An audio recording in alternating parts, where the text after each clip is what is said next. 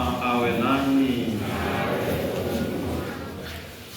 Mungu wa milele, ulitujalia maisha yetu hapa duniani ili tuweze kukufuata siku zote za maisha yetu.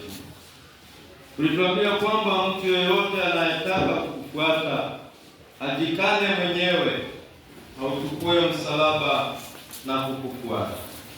Msalaba ni safari ya maisha yetu. Msalaba ni fumbo la imani yetu. Msalaba ni ushindi. Msalaba ni utukufu wako, ambapo wewe mwenyewe ulitoa sadaka pale Kalvari. Msalabani ulipojitoa, ukautoa umungu wako kwa ajili ya binadamu wetu. Hivyo msalaba ni njia ya wokovu. Tunakuomba Mungu wa milele, ubariki msalaba huu ambao unatutafakarisha mapendo yako na sadaka yako ya kimungu.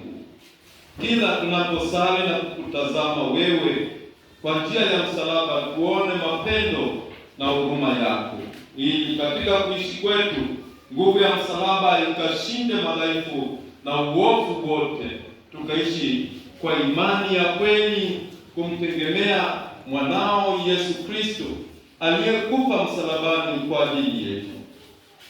Msalaba huu ukaponya nafsi zetu, kakuzidishie imani, tukakutumainie wewe kila tusali na tufanyapo ishara ya msalaba, na kila tufanyapo ibada kwa njia ya Kristo Bwana wetu. Baba yetu